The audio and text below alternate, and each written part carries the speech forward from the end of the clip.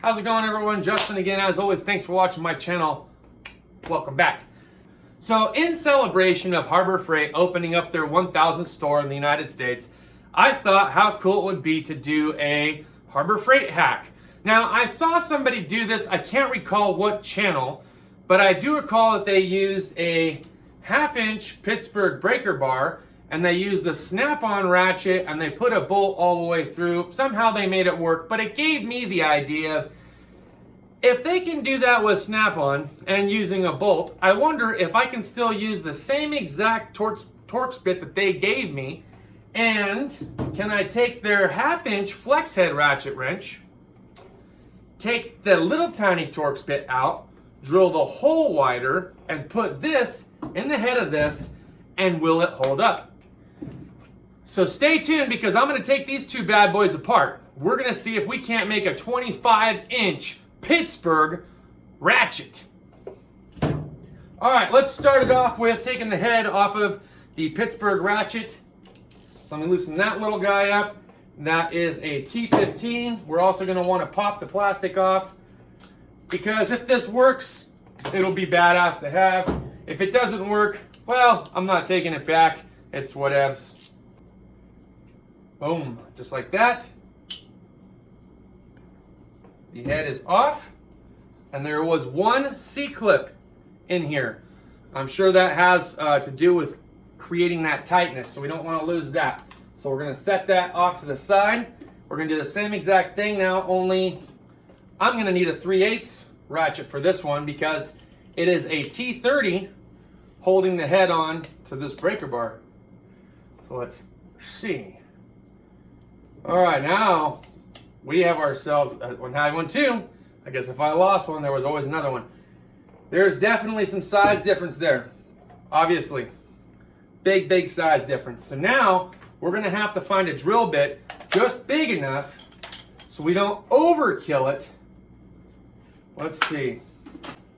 Yeah, 2364, so just a hair under 3/8. My guess is that's gonna be 3/8. But I think we'll start with 2364. We'll take a measurement and go from there. Let's go over to the drill press and get the head of this ratchet ready to drill out. There we go. And no, I did not find the key chuck that was appropriate for this drill chuck. But what I did find is I found this Milwaukee drill chuck, and I just took a little grinding action to it and kind of ground it down the insides a little bit, and then I kind of cleaned this up. It seemed to work, so hopefully it continues to work for us.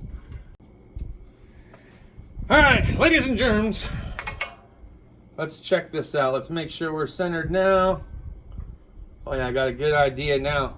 All right, so we are lined up. I got all the power hooked up. Let's see if we can't make ourselves a breaker bar ratchet. The titanium nitride drill bit from Harbor Freight.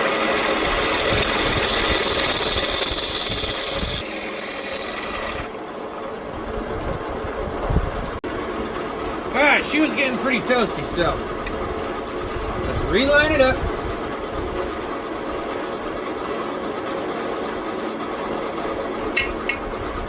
Man, say what you will about Harbor Freight metal, but I haven't even scratched the surface hardly.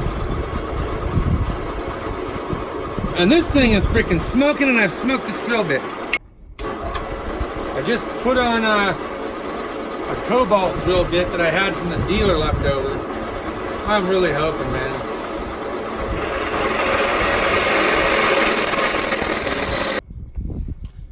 Good. Take 6.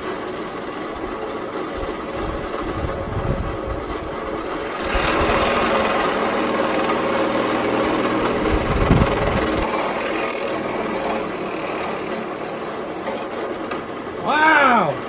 It's welding it, and it's separating the metal, but it's not letting me punch through. All right, idea fairy time. So I think what we're gonna try to do is use we're gonna start off with a small carbide bit, work our way up to the next size. Hopefully this works.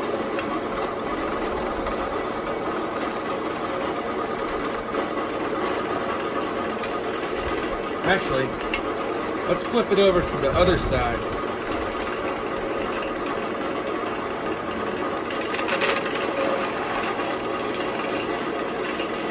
Man, I should have started off with the freaking carbide bit. Holy crap.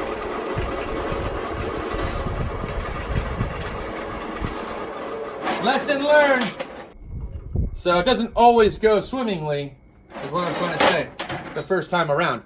But if I can make this work, we'll go get a different 1/2 inch head on another ratchet. We'll take it apart. We'll do the same thing using the carbide bit method.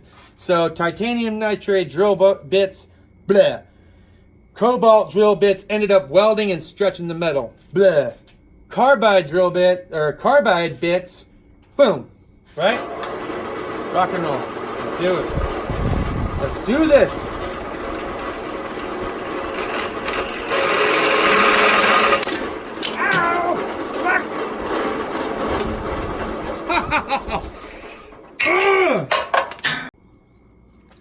All right, take 486.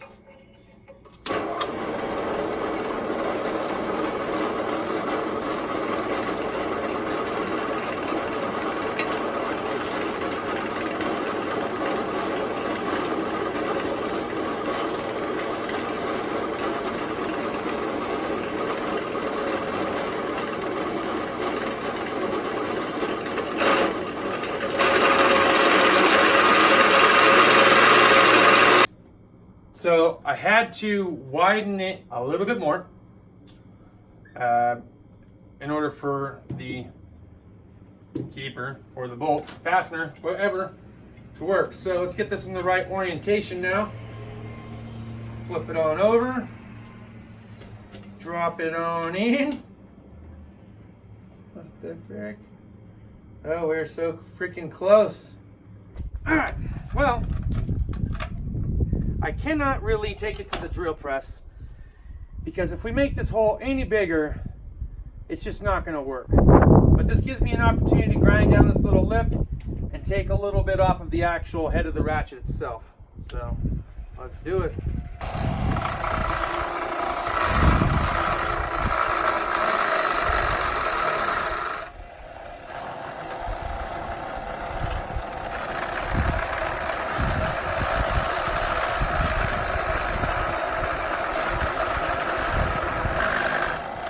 You know, something else that I'd like them to do, instead of having this square head, is why not round it? So I think we're going to round the edges too. It's our concept ratchet. Why not? We're the ones designing it. Let's just see how it would look on a rounded edge. Alright, we got our Icon torque wrench to make sure that we torque it down after we're done removing the lug nut. And we got our 25-inch Pittsburgh breaker bar ratchet. Pro Series, bro. Pro Series. Made in the USA by yours truly here in Joshua Tree, California. Now let's see how well our concept ratchet actually works in various situations, such as removing something as simple as a lug nut. So right now we got our ratchet in the off position. We do have a little bit of flex to it, not as much as I would have liked, but you know what? That just means we got some more tweaking to do on the actual bar itself or on the head of the ratchet itself. We got to grind it down a little bit more, give us a little bit more action, but we have some flex, so that's okay with me. That being said, let's test it out. Hope you guys can see that. Oh yeah, all day, baby, all day. Now we're gonna tighten it and then we're gonna verify the torque is torqued properly with our Icon torque wrench. So let me wind it back in. Let's give it a little bit something. A little something extra there. All right, now we're gonna go ahead and we're gonna verify that we torqued the lug nut before we wrap it up. And then I will show you how to properly stow your Icon torque wrench or any other click style torque wrench for that matter to help you have your torque wrench last a lot longer and you won't have to worry about recalibrating it so much. So let's do it. Let's check the other ones while we're here, shall we? Okay, we are all torqued down. Let's go back to the garage and talk to you about how to store your Icon torque wrench or click style torque wrench. Let's go. Alright, I get asked from time to time, Justin, can you do a video talking about how to stow a torque wrench properly? So you notice I'm backing it off now to its lowest setting, which is 50. And then I'm setting it at its lowest setting of 50. Because if you leave it at like 100 or 200 foot-pounds, you never retract it, that spring is always compressed, it forms a memory just like anything else. Same thing if you go beyond 50 foot-pounds or its minimum, okay, torque that it has. If you go beyond that, now you're stretching it the other way. Again, forms memory, and that's how torque wrenches fall without a calibration or fall outside of the calibration, and you have to have them recalibrated. I've had my Mac digital or my Mac click style torque wrench now for 10 years, and I've had it verified like 3 times in that 10-year period, and I was plus or minus within a half a pound or 1 pound or whatever it was, but I was right there within spec. Basically 20 was 20, you know what I'm saying? Be like as if I would have bought it brand new. And I've been stowing my torque wrenches like that ever since I started community college and was told that by my college professor. So, all right, ladies and germs, so that'll pretty much wrap it up for today. Look, thank you as always for watching. If you liked the video, which I hope you did, smash that thumbs up button. If you didn't, hit the thumbs down. Share with me your comments down below. What kind of crazy things would you like to see developed in the future? Let me know down in the comments. Hope you guys enjoyed today's video. That's how you make a concept, professional style, 25-inch breaker bar ratchet. Cheers, and deuces.